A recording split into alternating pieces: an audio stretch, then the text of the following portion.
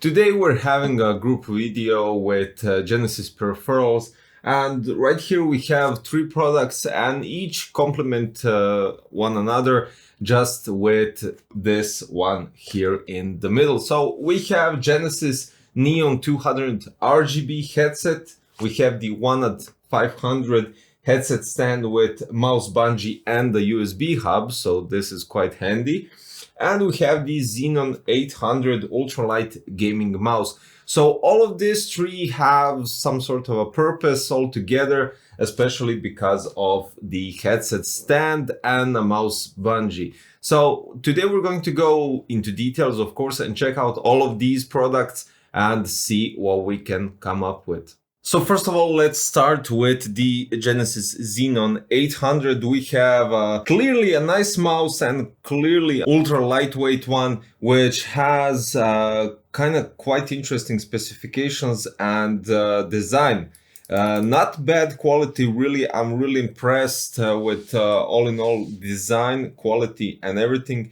Now let's go into details. So you have 1600 dpi resolution on your optical sensor, which is PMW3389. You also have a gaming software that backs up your mouse, built-in memory, 8 programmable buttons and Omron switches. With the button below the scroll wheel, you have 7 levels of DPI switch, which can be adjusted with the height. This is something quite new that I haven't encountered with. Extra soft paracord cable, which is really flexible and really will give you a nice movements. Omron switches, which go up to 20 million clicks. This could be raised up a bit without a doubt. But since we're talking about, let's say, overall budget gaming ultra lightweight mouse, this is quite alright. Then we have adjustable weight, which can go up to 58 to 78 grams, 3 level of load adjustment, RGB backlight with Prismo effect, and you have 2 changeable top covers. Maximum acceleration is 50G, maximum tracking speed is 400 IPS. Pulling rate can be adjusted at the bottom of the mouse. So you have a lever here at the bottom from 125, 500 and 1000. Also the feet look really interesting, and they really make the mouse glide easily on your mouse pad. So as I stated before, you have these weights, you have 12 of them, and these can be adjusted with the weight of the mouse. Then we have the additional feet, and you have the possibility to change the button for DPI switches, giving you a different height and depending how it suits you while gaming. And of course, finally, we have the additional cover that is full solid, and you have a Genesis logo right here at the bottom. So basically, if you're into ultra lightweight mice, you're going to go with the standard cover that comes inside the box, and this will be quite alright for you. Now, next in line, we're going to check the Neon 200 RGB headset and see what we have here. Now, these are the headset. The main material used for these headsets is plastic, and you have a steel handle going through the top bar that holds the whole headset together. On top you have an, I would say, leatherette top with memory foam to keep the comfortability and durability of you guys using your headset, and as well on the ear cups just for pure pleasure and durability while using. The microphone is flexible and adjustable, so you can adjust it as you wish. There is no flip to mute because this connection is solid, and that's all there is to it. Now, on the left ear cup, you have a volume knob to adjust the volume, and that's basically it when it comes to functions on the headset. Now, when we're talking about the cable, you have a braided cable, of course. You have the USB connection, which is used for the RGB lights, and you have the 3.5 4-pole millimeter jack for microphone and for your headset to control. Additionally to everything, you get a splitter, which you can use by connecting it to the 4-pole 3.5 millimeter, and then you get 2 3.5 millimeter jacks. One is for your headset and one is for your microphone.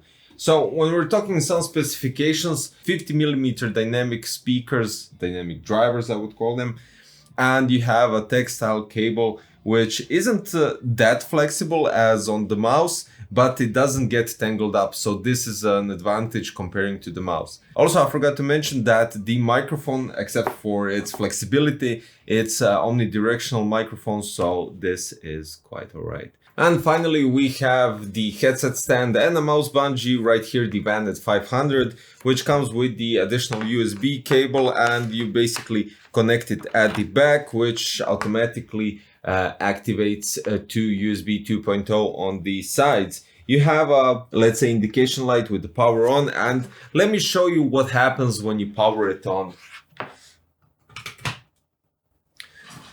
You get a cool RGB lights which go constantly in circles, so the RGB lights up right here around the headset. At the back you don't have anything, of course you're not seeing that, and there are lights here on the side. Now when we're talking about the mouse bungee, it's quite flexible and it's really easy to basically adjust everything when we're talking about bungee. Let's check it out. So you just place your cable right here. There are two hangers that hold the cable, and actually it's quite nice because the flexibility of the bungee is extremely great. You're almost like using a wireless mouse, but of course it's connected with your USB connectivity and it doesn't get in the way. As you can see, as I move, the hanger here moves as well, and it doesn't get in your way with moving the mouse. So even though I pull it,